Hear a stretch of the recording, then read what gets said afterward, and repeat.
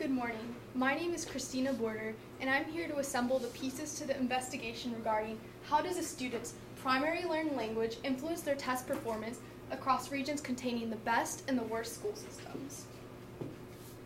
So, in our Ecology of Life, we are here to economically mingle with other cultures in society. But instead, we fall short because we don't take time to understand each culture and understand their means of life due to language barriers. So, as said by Adriana Fernandez in a journal, the English language, the words are very much slower than in a Japanese, German, and Mandarin languages. This is because our syllables and vowels take much longer to pronounce than in, let's say, Mandarin.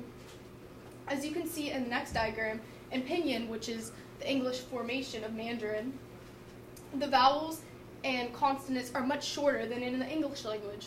So how does this relate to us in the US in math scores? Well, according to Malcolm Gladwell in The Outliers, people of the language speakers,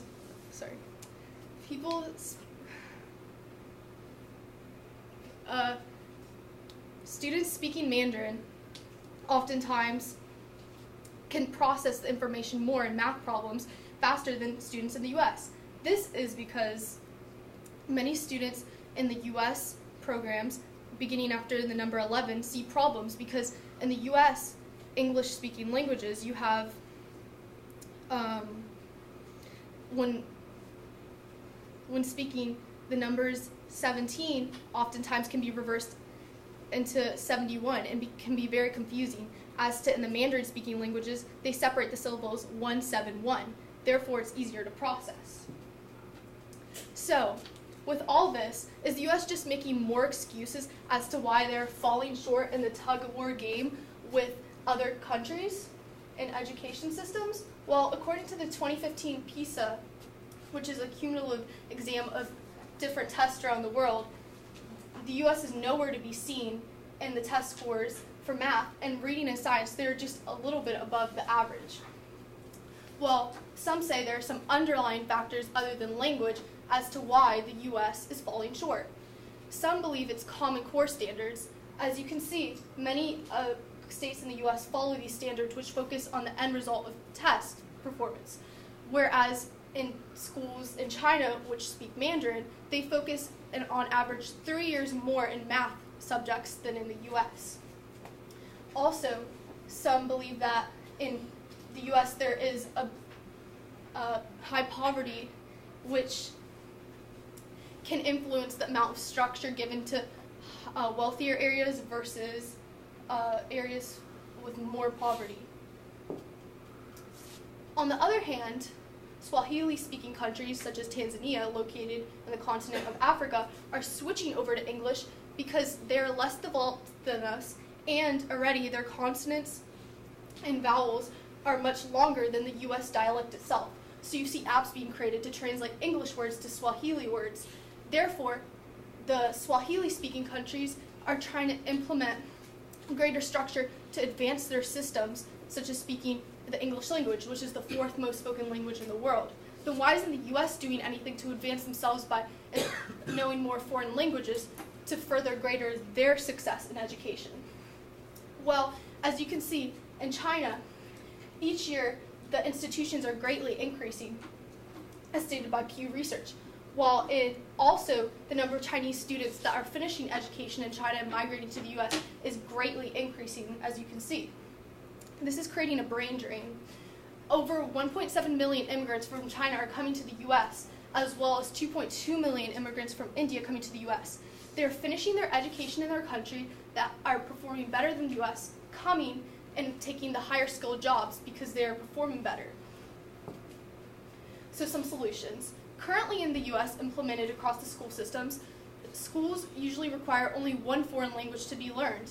Some schools, such as in California, only offer none are required to be learned. Across high schools in the U.S., 79.7% of students only know English as a language, while for foreign languages, students often take Spanish, which only 12.6% of students are learning. This can be compared to the Western Europe and Eastern European countries, where they are learning languages at the peak age around 6 to 7 and are learning usually 2 or more foreign languages.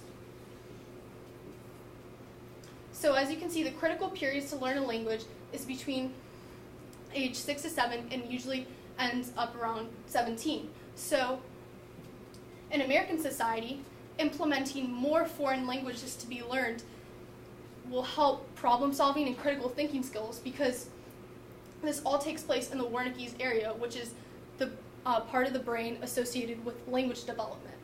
So how are we going to fix this if we don't really have any funds? Well, currently in many elementary schools, specials are offered, which is a form of activities other than Common Core that are implemented into the children's school days.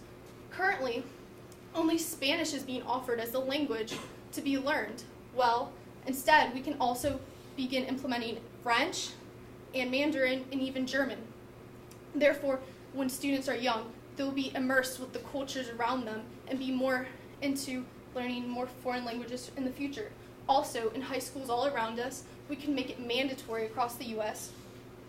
to have at least one foreign language learned, and even in some places 2 or more. Therefore, we're competing with other European countries. Learning a language should not be a scholarship, such as the Critical Language Scholarship offered in the U.S., where some students receive the funding to go learn new culture and immerse themselves in other languages. This is not fair. Foreign languages should be implemented everywhere across the U.S. to better the scores of the students. Are there any questions? Thank you. All right, 2 questions for you. First up, how did you handle the different perspectives that as you were researching, how did you handle that to come to the conclusion that you came to? Well, I went to different sites like I used in my PowerPoint, Pew Research, and I used different elements such as the PISA, and I looked at the most populated countries and kind of pulled that together in my research so I could include the majority of individuals. Okay. Did you use any conclusions from other people to help advance your research? Yes, I used Malcolm Gladwell. He wrote The Outliers, and he did a study on Mandarin speaking students, and he concluded that people in places that speak Mandarin, such as China, oftentimes perform better due to the dialect. All right, cool. Thank you.